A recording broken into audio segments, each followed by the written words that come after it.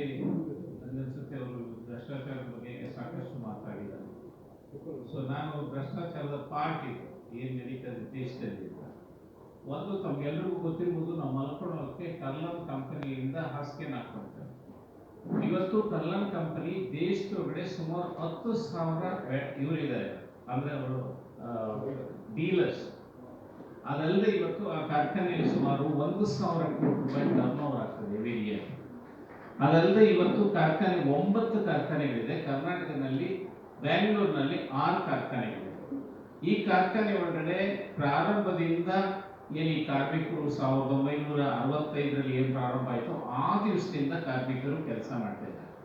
ಇದನ್ನ ನಡೆಸ್ತಕ್ಕವರು ನಮ್ಮ ಏನು ಇದು ಮಂಗಳೂರಿನ ಸುಧಾಕರ್ ಪೈ ಅನ್ನೋರು ಮತ್ತೆ ಅವ್ರ ತಂದೆ ಪ್ರಾರಂಭ ಮಾಡುವಂಥ ಕಂಪನಿ. ಈ ಕಂಪನಿ ಒಳಗಡೆ ಇಷ್ಟು ಜನ ಕೆಲಸ ಮಾಡ್ತಾ ಇದ್ರು ಬ್ಯಾಂಗ್ಳೂರು ನಗರದ ಒಳಗಡೆ. ಅವರು ಸುಮಾರು 1,200 ಜನ ಕಾರ್ಮಿಕರು ಇದ್ರೊಳಗಡೆ ಕೆಲಸ ಮಾಡ್ತಾ ಇದ್ದಾರೆ. ಯಾವ ಕಾರ್ಮಿಕರು ಸಹ ಕಾಯಂ ನೌಕರರಲ್ಲ, ಎಲ್ಲರೂ ಸಹ ಕಾಂಟ್ರಾಕ್ಟ್ ಲೇಬರ್. ಅವ್ರಿಗೆ ಕಾರ್ಮಿಕರಿಗೆ ಕೊಡಬೇಕಾಗಿರ್ತಕ್ಕ ಸವಲತ್ತುಗಳನ್ನ ಯಾವುದೂ ಸವಲತ್ತು ಕೊಟ್ಟಿಲ್ಲ.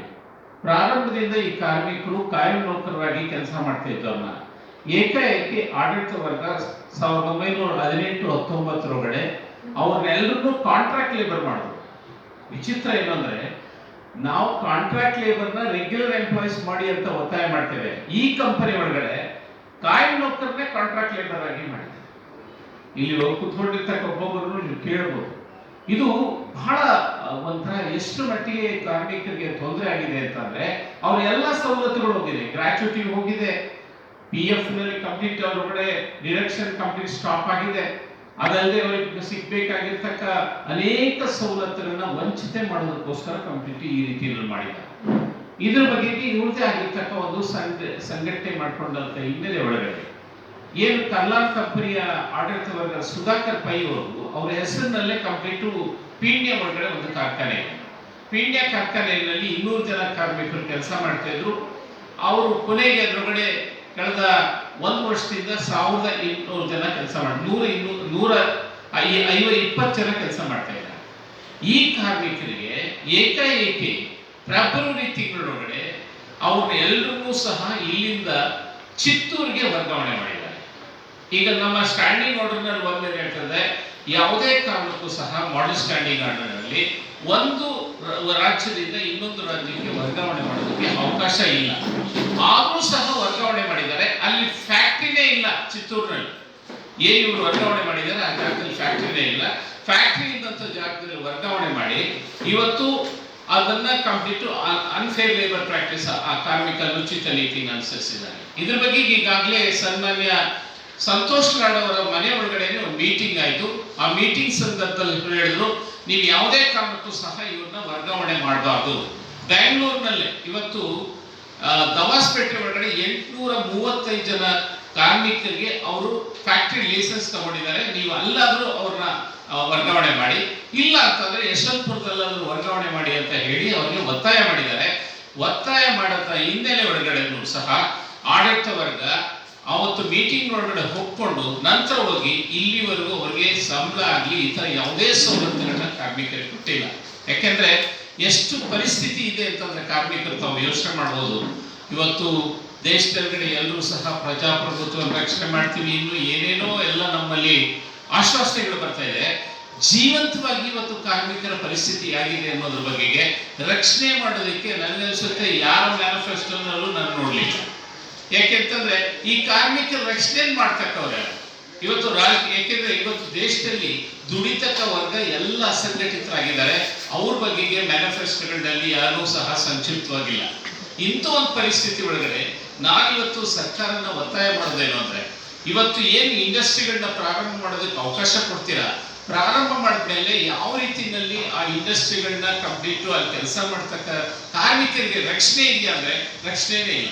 ಮಂತ್ರಿಗಳ ಮಾತಿಗೆ ಕೇಳ್ತಾ ಇಲ್ಲ ಅವರು. ಬಂದು ಇಲ್ಲ ಅವ್ರಿಗೆ ಸಂಬಳ ಕೊಡ್ಬೇಕು, ಯಾವ ರೀತಿ ಜೀವನ ಮಾಡ್ತಾರೆ ಅನ್ನೋದ್ರ ಬಗ್ಗೆ ಈಗ ನನ್ಗನ್ಸುತ್ತೆ ಅವ್ರು ಒಬ್ಬೊಬ್ಬರ ಅನುಭವನ ಕಂಪ್ಲೀಟ್ ನಮ್ಮ ಮುಂದೆ ಹೇಳ್ತಾರೆ.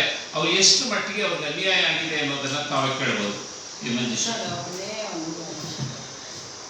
ನಾನು ಇದುವರೆಗೂ ಕೇಳಲಿಲ್ಲ, ಇನ್ನು ಮುಂದೆನೂ ಕೇಳ್ತೀನ ಇಲ್ಲೋ ಗೊತ್ತಿಲ್ಲ.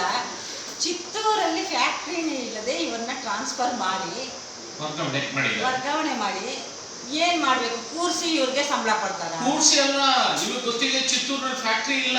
ಆಯ್ತು, ಚಿತ್ತೂರಿಗೆ ಇವ್ರು ಹೋಗಿದ್ರು ಅಂದ್ಕೊಳ್ಳಿ, ಹೌದು. ಟ್ರಾನ್ಸ್ಫರ್ ಮಾಡಿದ್ದಾರೆ, ಹೋಗ್ತಾರೆ. ಏನ್ ಮಾಡೋದಲ್ಲ ಅವ್ರ ಕೆಲಸ? ಎಲ್ಲಿ ಕೆಲಸ ಮಾಡಿ ಮತ್ತೆ ಸಂಬಳ ಅವ್ರು ಕೊಡ್ತಾರ? ಸಂಬಳನೂ ಕೊಡಲ್ಲ.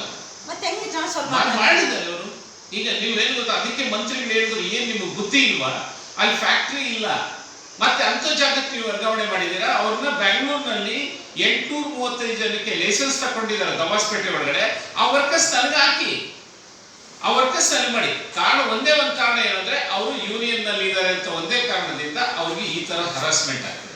ಜಸ್ಟ್ ಕೇಳಿ ನೀವು, ಒಬ್ಬೊಬ್ರು ಪಾಪ ನಿಮ್ಮ ಹೆಸರು ಹೇಳ್ಬಿಟ್ಟು ಏನಾಗ್ತಾ ಇದೆ ಹೇಳಿ. ನಮ್ಮ ಹೆಸರು ಲಕ್ಷ್ಮೀಶೆಟ್ಟಿ ಎಂ ಅಂತ ಹೇಳಿ. ನಾನು ಕರ್ಲಾನ್ ಫ್ಯಾಕ್ಟ್ರಿನಲ್ಲಿ 21 ವರ್ಷದಿಂದ ಕೆಲಸ ಮಾಡ್ತಾ ಇದ್ದೀನಿ. ನನಗೆ ಕರ್ಲಾನ್ ಫ್ಯಾಕ್ಟ್ರಿನಲ್ಲಿ 21 ವರ್ಷ ಕೆಲಸ ಮಾಡ್ತಾ ಇರೋಕ್ಕೆ 27,000 ರೂಪಾಯಿ ಸಂಬಳ ಕೊಡ್ತಾ ಇದ್ದಾರೆ.